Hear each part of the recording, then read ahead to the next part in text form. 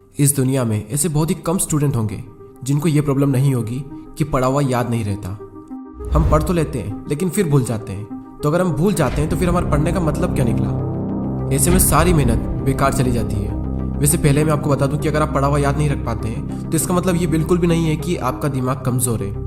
सोचो, अगर आपका दिमाग हर चीज़ को याद रखने लग जाए तो एक दिन में हमारे साथ में कितनी चीज़ें होती है। दिमाग का कचरा हो जाएगा अगर दिमाग सारी बातों को याद रखने लग जाए तो। वैसे हमारा मेन टॉपिक है कि हम पढ़ा हुआ याद कैसे रखें। अगर इस प्रॉब्लम का सोल्यूशन निकल गया तो आपका टाइम भी बचेगा और आपको रिजल्ट भी बहुत ज़्यादा मिलेगा।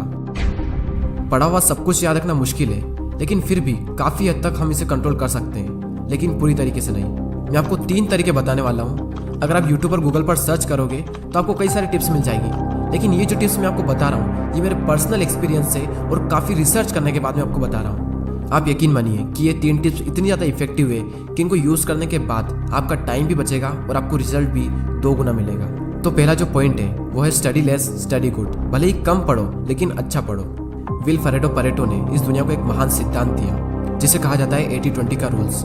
इन्होंने एक ऐसा नियम दिया जो कि दुनिया की हर वस्तु में हर जगह पाया जाता है। इन्होंने बताया कि आपके 20% एफर्ट्स आपके 80% रिजल्ट में कन्वर्ट होते हैं। इनका कहना है कि आप सिर्फ 20% चीज़ों पर फोकस करो, आपको 80% रिजल्ट सिर्फ इन्हीं से मिलेंगे।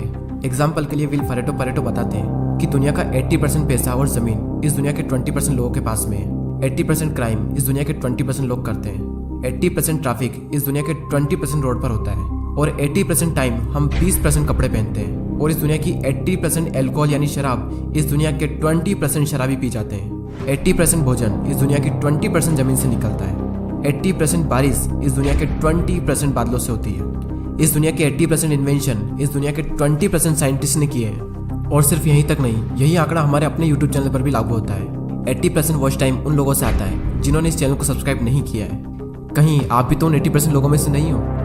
और सबसे इम्पोर्टेंट फैक्ट कि 80% रिजल्ट हमारे 20% एक्शन से आता है। और यही रूल आपके एग्जाम में और आपकी पढ़ाई में भी लागू होता है। आपके सिलेबस का पढ़ा हुआ 20% आपको 80% दिलवा सकता है। तो आप 20% मोस्ट इंपॉर्टेंट चीज़ों को निकालें और उनको पढ़ें, और वही 20% चीज़ें आपको 80% रिजल्ट दिलवा सकती है। और आपने जो 20% निकाला है वो आपके सिलेबस के कंपैरिजन में बहुत ही कम है। तो ये जो कम है ना, इसको बहुत ही अच्छे से करो। और यही था हमारा first point, study less and study good. दोस्तों, मैंने भी कई बार ये गलती की है कि जितना पढ़ना होता है उससे हम कई गुना ज़्यादा पढ़ते हैं, और इसका रिजल्ट ये होता है कि हमें जो याद रखना चाहिए वो भी हम भूल जाते हैं। एग्जाम में अब वैसे भी ज़्यादा दिन नहीं बचे, तो आप इस रूल को यूज़ करके काफ़ी अच्छा रिजल्ट पा सकते हैं। अब नेक्स्ट जो पॉइंट है वो है स्टडी इन मॉर्निंग। और ये जो पॉइंट है ना, ये मेरा फेवरेट पॉइंट है, क्योंकि मैंने अपनी लाइफ की ज़्यादातर पढ़ाई सुबह ही की है। एक तरफ एक स्टूडेंट है जो सुबह जल्दी उठकर 2 घंटे पढ़ाई कर रहा है, और वहीं दूसरी ओर एक और स्टूडेंट है जो दिन में 4 घंटे पढ़ाई कर रहा है। तो ये जो पहला वाला स्टूडेंट है ये ज़्यादा आउटकम दे पाएगा दूसरे वाले के मुकाबले। सुबह जल्दी उठकर पढ़ने के 2 सबसे बड़े बेनिफिट होते हैं। सुबह के टाइम हमारी कंसंट्रेशन सबसे पीक स्टेट पर होती है, और सुबह के टाइम पे जो कंसंट्रेशन होती है शायद ही पूरे दिन में आपको वो कंसंट्रेशन मिल पाएगी। और सेकंड बेनिफिट ये है सुबह जल्दी उठने का कि सुबह कोई भी डिस्टर्ब करने वाला नहीं होता है।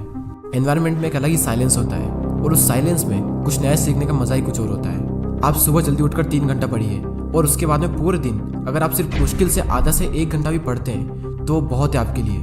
कहने को तो लोग 8-10 घंटे पढ़ते हैं, लेकिन जो 2-3 घंटे की मेन पढ़ाई जो होती है कॉन्सेंट्रेशन के साथ में, वही सबसे मेन चीज़ होती है। बाकी सब दिखावा है। हमारे देश के प्राइम मिनिस्टर मोदी जी ने भी सुबह जल्दी उठकर पढ़ने को कहा है। एक रीजनेबली सुबह सूर्योदय के पहले अगर तैयार हो करके पढ़ना शुरू करते हैं तो पूरी तरह आप बिल्कुल मन से एकदम तंदुरुस्त होते हैं। जैसे बारिश के बाद आसमान कैसा साफ नजर आता है। सुबह बहुत ही उत्तम कालखंड होता है, फ्रेश होते हैं, थकान नहीं होती है, और अध्ययन से ही शुरू करते हैं तो ज़्यादा अच्छा रहता है। और ना सिर्फ मोदी जी ने बल्कि हमारे शास्त्रों में, आयुर्वेद में भी यही बात कही गई है कि सुबह के टाइम हमारा ब्रेन सबसे ज़्यादा एक्टिव होता है, और उस टाइम जो भी हम अपने ब्रेन में डालेंगे वो दिमाग में छप सा जाएगा। सो ये था second point, study in morning. अब जो लास्ट जो पॉइंट है वो बहुत ही ज़्यादा इंपॉर्टेंट पॉइंट है, और ये पॉइंट आप सबको ऑलरेडी पता है, लेकिन हर कोई इस पॉइंट को बहुत ही इग्नोर करता है। और वो पॉइंट है पढ़ाई के बीच में रेस्ट लेना।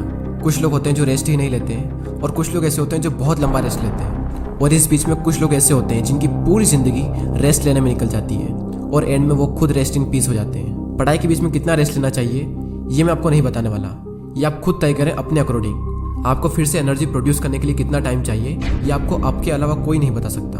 जितनी इंपॉर्टेंस हम अपनी पढ़ाई को देते हैं उतनी ही ज़्यादा इंपॉर्टेंस हमें रेस्ट को भी देनी चाहिए, क्योंकि रेस्ट ही वो चीज़ है जिसकी वजह से हम पढ़ पा रहे हैं। हम एक दिन में जागते भी हैं और सोते भी हैं। तो उसी तरीके से अगर आप काम कर रहे हैं तो काम के बीच में रेस्ट लेना भी बहुत ज़रूरी है। और हाँ, ये गलती बिल्कुल मत करना कि अगर आपका एक बार पढ़ाई में मन लग गया तो लगातार पढ़े जा रहे हैं, लेकिन बाद में एक टाइम ऐसा आएगा जब आपका बिल्कुल भी मन नहीं लगेगा रेस्ट लेने के बाद भी। जब एक बार पढ़ाई में मन लग जाता है तो हम इतना पढ़ते हैं कि हम अपने दिमाग को ही पूरी तरीके से थका देते हैं और हालत ऐसी हो जाती है कि फिर से पढ़ने का मन ही नहीं करता। आपने पढ़ना शुरू किया, आपका मन लगा, अब थोड़ी देर बाद आपको रेस्ट लेना चाहिए, लेकिन आपको लगता है कि मैं भी और पढ़ सकता हूँ। तो उस फीलिंग को बनाए रखें और रेस्ट लें और फिर दोबारा उसी फीलिंग के साथ में अपनी पढ़ाई शुरू कर दें। अगर आप चाहें तो आप पोमोडोरो टेक्निक का यूज़ भी कर सकते हैं। पोमोडोरो एक बहुत ही सिंपल टेक्निक है। आपको जो भी काम करना है उस काम को आपको 25-25 मिनट के 4 ब्लॉक्स में डिवाइड करना है और हर 25 मिनट के ब्लॉक्स में आपको 5 मिनट का ब्रेक लेना है और 1 घंटा होने के बाद में आपको 15 मिनट का रेस्ट लेना है और फिर से आपको यही सब करना है। और इस टेक्निक का यूज़ करके आप काफ़ी लंबे टाइम तक और काफ़ी अच्छे से स्टडी कर सकते हैं। और ना सिर्फ स्टडी बल्कि आप अपने किसी भी काम में इस टेक्निक को यूज़ कर सकते हैं। और इस टेक्निक को यूज़ करने के लिए प्ले स्टोर पर कई सारी एप्लीकेशन है,